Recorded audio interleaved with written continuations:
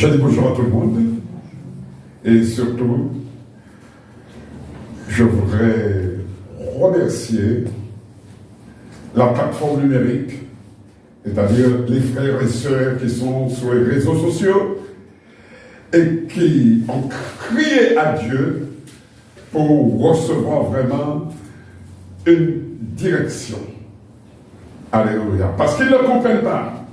Mais il est certain que, chers bien-aimés, chers frères et sœurs, chers amis, qui avaient crié à Dieu et que Dieu a dit, écoutez ce message. Et vous aurez la réponse. Parce que moi, je suis la réponse. Les hommes n'ont pas la réponse, mais moi, j'ai la réponse. Et simplement, j'ai établi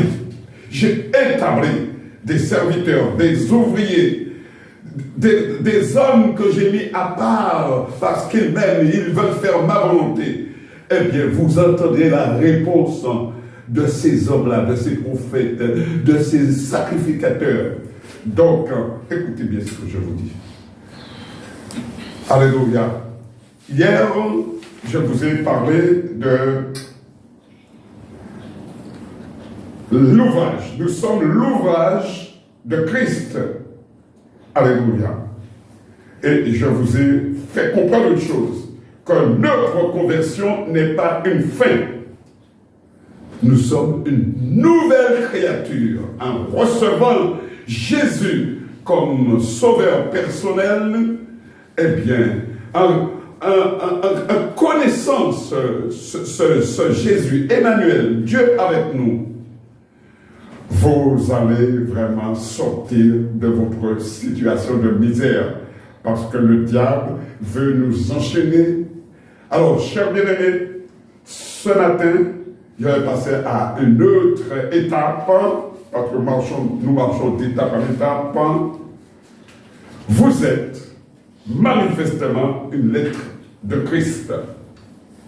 Hier, vous étiez sur l'ouvrage. Aujourd'hui, je vous parle de la lettre, un écrit, mes bien-aimés, alléluia, de Christ. Et c'est important. Malheureusement, je n'ai pas le temps nécessaire pour vous développer cela, pour vous montrer, alléluia, que l'écrit de Dieu, il y a l'écrit de Dieu, mais il y a l'écrit du diable aussi. Il faut faire le choix. Le choix, chers bien-aimés, nous allons le voir. Alléluia. Deutéronome 24, verset 1. Lorsqu'un homme aura pris et épousé une femme qui viendrait à ne pas trouver grâce à ses yeux, parce qu'il a découvert en elle quelque chose de honteux, il écrira pour elle une lettre de divorce et après la lui avoir remise en main, il la renverra dans sa maison. Amen. Amen. Mais c'est dur ça. C'est dur. Alléluia. Dans la parole de Dieu, il est parlé beaucoup, vraiment de lettres, d'écriture. Alléluia. Écriture.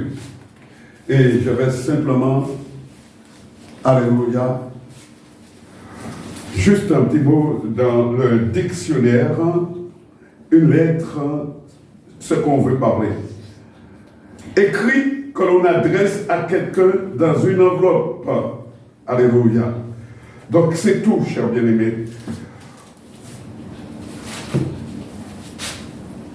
Dieu s'est appliqué pour nous donner, pour nous écrire une lettre. La lettre qui nous est vraiment conseillée de lire, je dirais c'est simplement déjà dans le livre d'Exode où le Seigneur a voulu parler. Il écrit, mais il parle aussi. Alléluia. Et qu'a-t-il voulu dire? Il a demandé à Moïse de préparer vraiment, de préparer son peuple, qui était déjà très grand, parce que après il va parler. La lettre, alléluia, c'est une réponse à nos questionnements. Qu'est-ce que nous voulons, mes bien-aimés? Alléluia, connaître. Nous voulons savoir le pourquoi nous avons été rejetés de la présence de Dieu.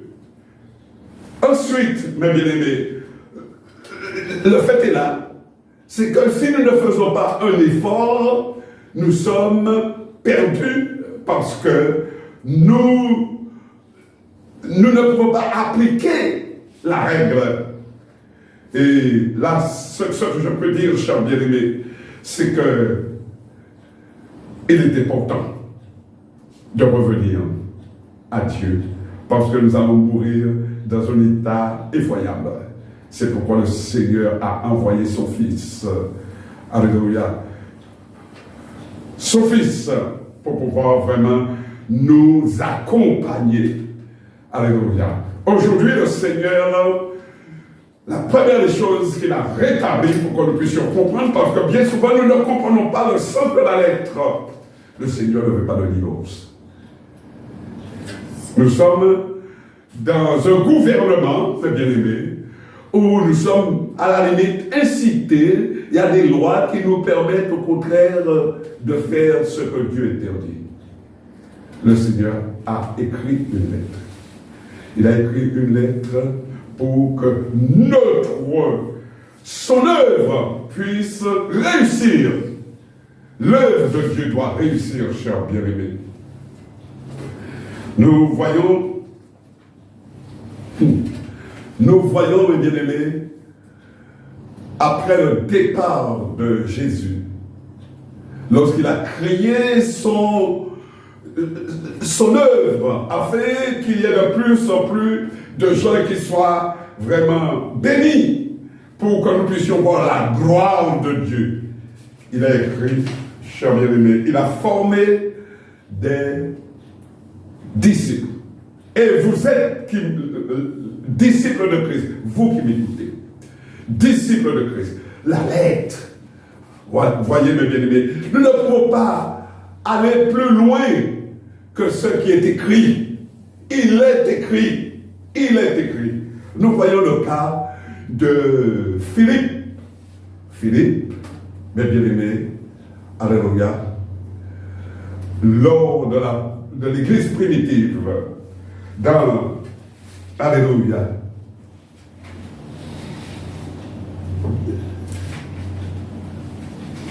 oui, c'est dans le livre des Actes. Le livre des Actes. Actes chapitre 8. Alléluia. Actes chapitre 8, versets 5 à 13. Verset 5. Philippe, étant descendu dans une ville de la Samarie, il prêcha le Christ. Les foules tout entières étaient attentives à ce que disait Philippe. Amen. Lorsqu'elles apprirent et virent les miracles qu'il faisait. Car des esprits impurs sortirent de plusieurs démoniaques en poussant de grands cris, et beaucoup de paralytiques et de boiteux furent guéris. Et il y eut une grande joie dans cette ville. Il y avait auparavant dans la ville un homme nommé Simon qui, se donnant pour un personnage important, exerçait la magie et provoquait l'étonnement du peuple de la Samarie. Tous, depuis le plus petit jusqu'au plus grand, l'écoutaient attentivement et disaient, « Celui-ci est la puissance de Dieu, celle qui s'appelle la grande. » Ils l'écoutaient attentivement parce qu'il les avait longtemps étonnés par ses actes de magie. Mais quand ils eurent cru à Philippe, qui leur annonçait la bonne nouvelle du royaume de Dieu et du nom de Jésus-Christ, hommes et femmes se firent baptiser. Simon lui-même crut, et après avoir été baptisé, il ne quittait plus Philippe, et il voyait avec étonnement les miracles et les grands prodiges qui s'opéraient. Amen. Amen. Gloire soit rendue à Dieu. Chers bien-aimés, il y a des mots qui sont très, très, très importants. Très importants. Il y a déjà, chers bien-aimés, l'obéissance à la parole. La parole. Ensuite, la lettre, le contenu de la lettre. Et ensuite, mes bien-aimés, alléluia, entrer dans cette dimension de vraiment, je dirais, de foi. J'ai foi. La lettre, je ne veux appliquer que la lettre, chers bien-aimés. Vous savez, lorsque vous témoignez, lorsque vous prêchez, lorsque vous évangélisez, vous êtes ce que vous dites. Vous êtes ce que vous dites. Alléluia. Vous ne pouvez pas tromper, même les gens. Alléluia. Parce que Simon, pendant longtemps, on ne l'a pas. C'était un magicien. Et il avait mis, je dirais, le peuple, je dirais même le gouvernement, en confusion, parce que les gens étaient malades, les gens étaient tristes, les gens n'avaient pas de joie. Il y avait un problème, chers bien-aimés. Pourquoi? Parce que simplement, les gens n'avaient pas, vraiment, ne connaissaient pas Dieu. Il disait, voilà la grande, voilà vraiment les miracles de Dieu, voilà la puissance de Dieu. Et c'était tout à fait contraire à la parole de Dieu. Et cela arrive de plus en plus, chers bien-aimés, lorsque nous ne sommes pas en relation, en communion avec Dieu, lorsque surtout nous rejetons la lettre. Alléluia. Lorsque nous avons cette, je dirais, cette attitude, c'était dans le temps ancien, maintenant, quelle histoire de baptême au nom de Jésus, quelle histoire de ceci, de cela, etc. et tout. Maintenant, nous faisons ce que nous voulons. Nous voulons voir la gloire. Mais mes bien-aimés, et c'est pourquoi, de plus en plus, il se construit, et je dirais, une atmosphère de fausseté. Je fais comme je veux, j'ai ceci, j'ai cela, etc. et tout. Maintenant, chers bien-aimés, ce que je vous prêche, je n'ai pas beaucoup de temps, simplement que vous êtes manifestement une lettre de Christ. Examinez-vous pour savoir si on a écrit une lettre vous concernant. Le Seigneur dit une chose. Je suis venu pour vous mettre à part. Vous mettre à part. Sachez une chose. Alléluia. C'est que je vous ai envoyé. Parce que vous êtes mes ouvriers. Vous êtes mes ouvriers. Je vous ai mis à part pour que vous puissiez vraiment évangéliser. Apportez quelque chose au monde. Faites ce que je vous dis. Faites ce que je vous dis. La lettre, chers bien-aimés. Voilà, nous avons parlé de Philippe, mais il faut aller plus loin. C'est pourquoi je dis que de plus en plus, chers bien-aimés, nous devons savoir que il y a tout un travail à faire sur soi pour que nous puissions comprendre la lettre. Parce qu'il faut, la lettre est donnée, mais est-ce que vous comprenez la lettre? Combien de temps allez-vous faire pour pouvoir mettre en pratique ce que je vous ai dit? Alléluia. Mais je rends grâce à Dieu pour cela, parce que Dieu, il est compatissant, il est miséricordieux, et il permet la souffrance, il permet vraiment l'épreuve, il permet, etc. et tout, pour qu'on puisse crier à lui. Alléluia. Parce que nous savons, alléluia, que une lettre a été écrite en nous, pour nous. Et ce que j'aimerais vous dire, la conscience, la lettre, mes bien-aimés, alléluia, agit sur notre conscience. Et c'est à ce moment-là que nous avons, que nous prenons des décisions. Je me souviens de Marc chapitre 5 du Gadarénien, c'est pas la peine de lire. Parce que je suis en train de parler dans l'esprit, excusez-moi. Et j'ai constaté que j'ai oublié mes documents, ça n'a pas d'importance. Alléluia. Oh Dieu! La lettre, mes bien-aimés. Je l'ai reçu. Comment? C'est vraiment parce que j'ai voulu faire la volonté de Dieu. Non pas ma volonté, mais la volonté de Dieu, Seigneur Jésus. Alléluia. La volonté de Dieu.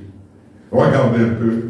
Des milliers d'années avant que Philippe apparaisse, il y avait déjà, le Seigneur nous parle de cette dimension. Prenez avec moi ma soeur, s'il vous plaît. Et 2 Rois 17, vous allez voir que c'est la guerre. Et le diable fera tout. 2 Rois 17, verset 24, 37. Avec la parole, bien aimé. La lettre, c'est la parole qui est manifestée.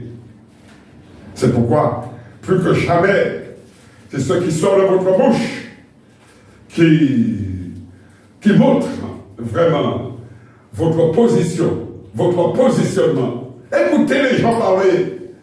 Parce qu'il y a la lettre, mais il y a aussi, mes bien-aimés, l'administration, il y a non seulement le contenu, mais la lettre qui agit. Allons-y, 2 Rois 17, verset 24, 37. Allez-y. 2 Rois 17, 24. Le roi d'Assyrie fit venir des gens de Babylone, de Cuta, d'Ava, de Hamath et de Sévarvaïm, et les établit dans les villes de Samarie, à la place des enfants d'Israël. Samarie. Ils prirent possession de Samarie et ils habitèrent dans ces villes. Lorsqu'ils commencèrent à y habiter, ils ne craignaient pas l'Éternel, et l'Éternel envoya contre eux des lions qui les tuaient. On dit au roi de Syrie: les nations que tu as transportées et établies dans les villes de Samarie ne connaissent pas la manière de servir le Dieu du pays. Retenez ça. Ne connaissent pas la manière. Continuez.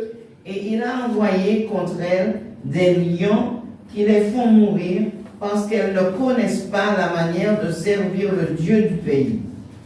Le roi d'Assyrie donna cet ordre: faites-y aller l'un des sacrificateurs que vous avez emmenés de là en captivité, qu'il parte pour s'y établir, et qu'il leur enseigne la manière de servir le Dieu du pays. Un des sacrificateurs qui avait été emmené captif de Samarie vint s'établir à Bethel et leur enseigna comment ils devaient craindre l'Éternel.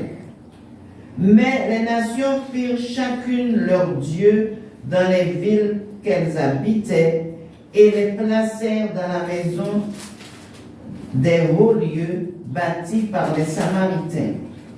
Les gens de Babylone firent Sukkot Bénoth, les gens de Cuth firent Nergal, les gens de Hamath firent Ashima, ceux d'Ava firent Nibshal et Tak, ceux de Sepharvaïm brûlaient leurs enfants par le feu en l'honneur d'Adramélec et d'Anamélec, dieu de Sepharvaïm.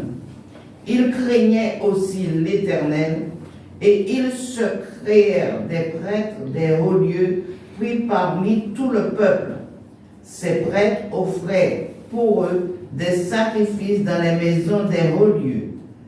Ainsi, ils craignaient l'Éternel et ils servaient en même temps leur Dieu d'après la coutume des nations d'où on les avait transportés.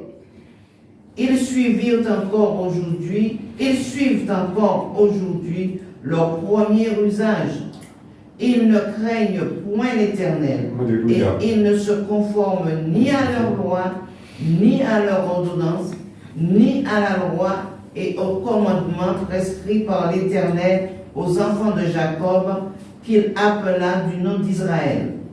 L'Éternel avait fait alliance avec eux et leur avait donné cet ordre: vous ne craindrez point d'autres dieux.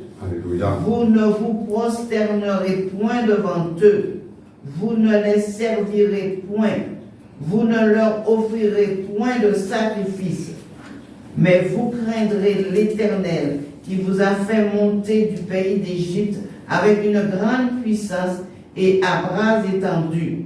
C'est devant lui que vous vous prosternerez et c'est à lui que vous offrirez des sacrifices.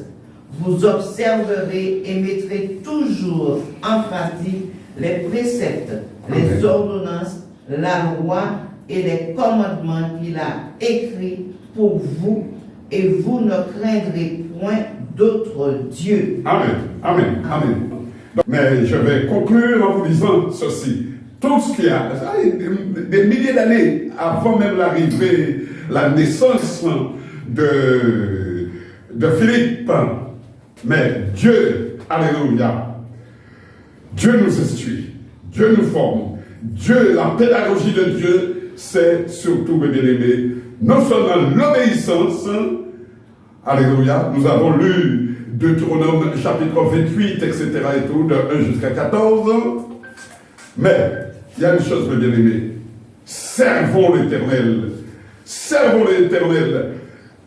parce que nous devons savoir qu'il attend, la création attend de nous, alléluia, il attend des hommes, il attend de ceux qui sont envoyés la manifestation de la gloire. Donc, chers bien-aimés, je voudrais simplement vous dire, aujourd'hui plus que jamais, les apôtres l'ont révélé, qu'il n'y a aucune écoute, aucun respect, on fait ce que l'on veut. Alléluia. Et lui, Philippe, il s'est appliqué par cet esprit. Alléluia. Il a fait un choix. Il a choisi vraiment de suivre l'esprit. Et que s'est-il passé, mes bien-aimés?